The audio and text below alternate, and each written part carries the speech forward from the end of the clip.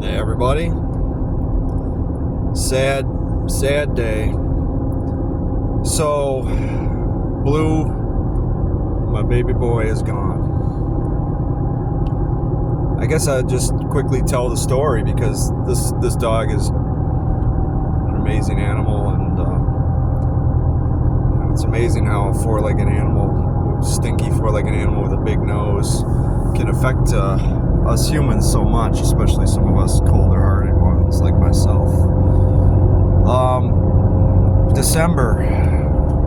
Early December 2021, two cars descend upon a throughway rest stop in DeWitt, New York, just outside of Syracuse. One of the cars is me.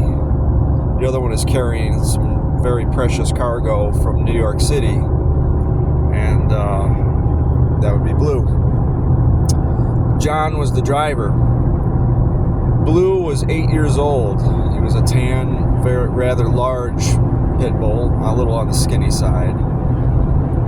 He had been dumped at a shelter, the New York City Animal Control Center, which is a high kill shelter, and he had been dumped there, and he was slated to be euthanized there, and he was rescued by Donna at Pound Hound Rescue. He was with a foster that didn't work out very well. I guess the foster was kind of an idiot. Like, a lot of people step up and say, I want a foster, and then as soon as they get the opportunity,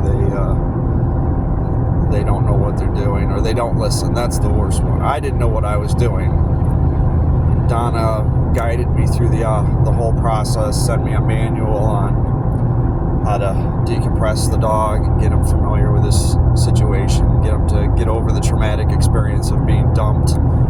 Bluewood was dumped after 8 years with his original family with medical problems. It looked like he had suffered some kind of stroke or whatnot. He had a bum ticker, and it was a level 6 heart murmur, congestive heart failure. We didn't really realize early on in the foster process how bad it was, but for the first year I fostered him, and then after a year I foster failed, and I adopted him.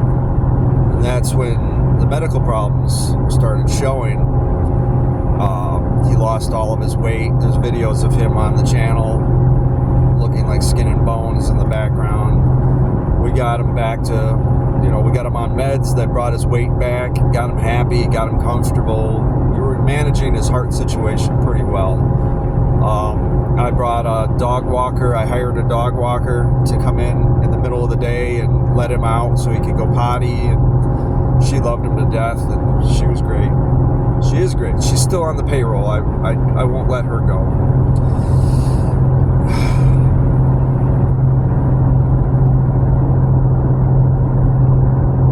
The wounds are fresh. She only left last night. What a great dog. I can't say enough good things about him. He was just a great dog.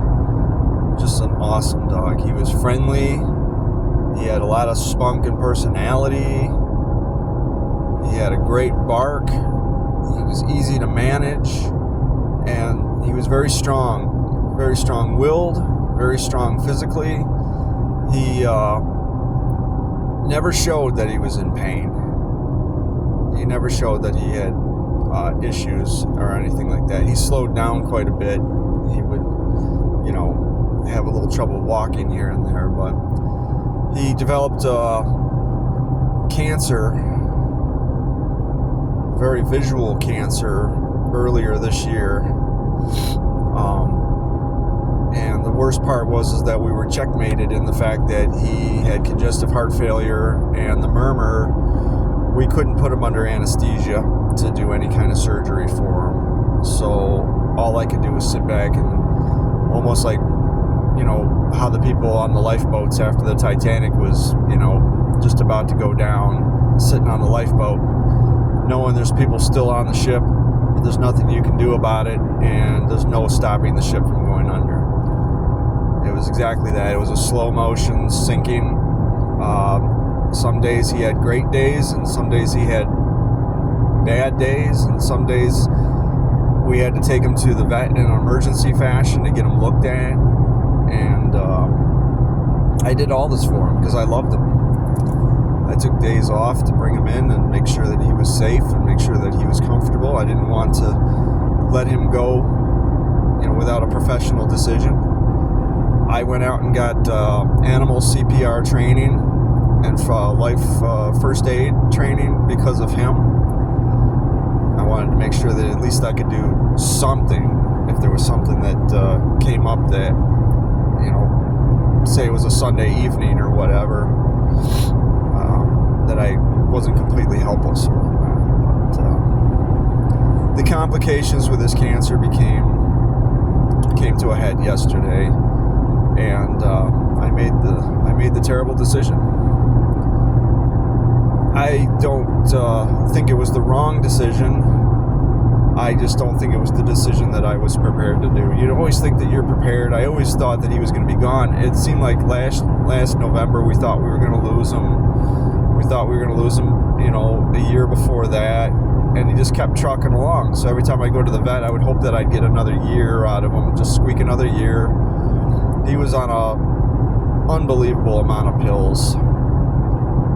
And, and I had to treat his tumor every day.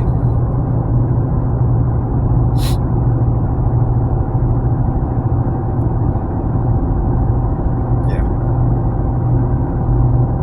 And finally he said no.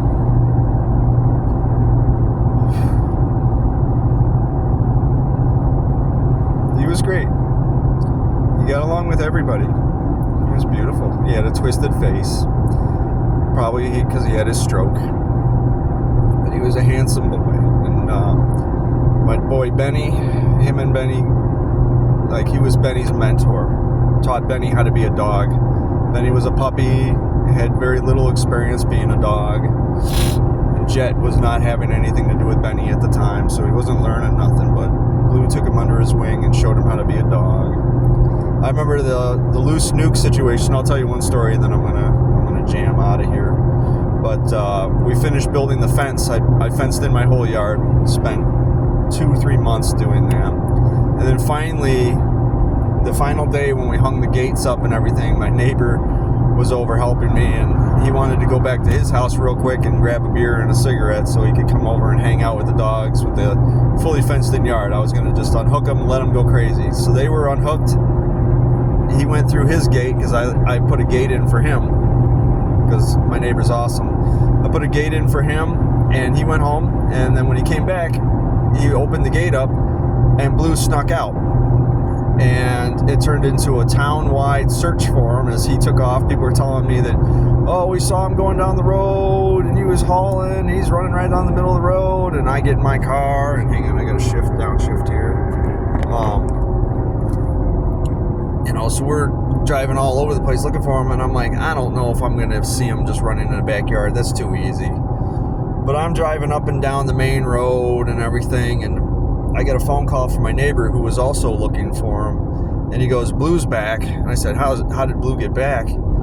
Turns out, to celebrate, I ordered a pizza from the country store just around the block from my house, and I never got, I picked that up later, but it was being made as this whole ordeal was going on, and I guess Blue picked up on that.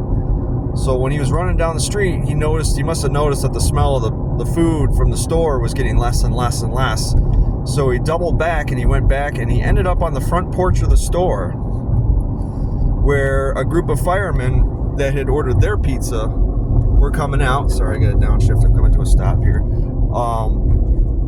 Group of firemen, they were coming out of the store with their pizza.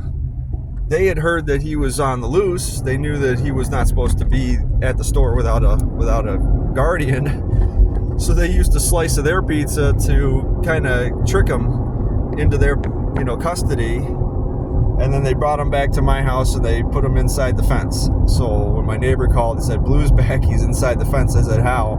And And that's exactly how. And Blue was the loose nuke. And I will always remember that story. I always think that was the funniest thing in the world, that he smelled the pizza that was getting made that I had ordered prior to him escaping, in celebration of finishing the fence that was supposed to keep him from escaping. And we don't open the gate anymore if the dogs are outside. I just climb, I'll climb the fence. Don't anyone else come over here and climb my fence. That's a quick way to find yourself in big trouble. But we're very careful now about opening and closing gates with dogs in the yard itself. And I haven't had an issue since. But Blue, wherever you are, I love you. I'm junkyarding today. I'm trying to put some time and space between in my memory from the incidents from last night. It was pretty brutal. So I figured if I go and turn some wrenches here and do what I love doing, that'll help push a little distance between me and that, because I don't want to remember that part of it. I only want to remember the good stuff. So yeah, love you guys. Thanks for everything, and thanks for 5,000 subs. And I'm sorry this is not a truck related video, but you guys have seen Blue on the channel. He's always popping in and out. This is the third dog that Pounding Rocks truck shop has lost since it's been on YouTube. We lost Merritt in 2017. If you go back and look at building a fun street truck using junkyard parts, his memorial is in that series. We also welcome Jet in that series as well, and then we lose Athena in 2020. There's a whole dedicated video just to her, and now we've lost Blue, and this is a dedication video to him. I still have Benny. I still have Jet. Jet and me have been together for 7 years now, and I have Link. Link is a foster from the same rescue that I got Blue from. I do not intend to foster fail with him. I intend to let him get adopted, because then I can foster more as they become available. So I don't want to clog up that spot, because every foster that fails, it's great that a dog finds a forever home, and I'm all about it, but for every foster that fails, that's another dog in the shelter that can't get out. So I'm just part of a conveyor belt that just helps keep the dogs moving along and getting them out of the shelter so they don't get euthanized and they don't get forgotten about. So that's exactly what happened with Blue. But Blue was so wonderful, and nobody was going to adopt him. He had too many medical problems, and I decided to step up and take him on as a kind of a hospice kind of situation, and we got him through. There's two strange things that happened yesterday that let me know.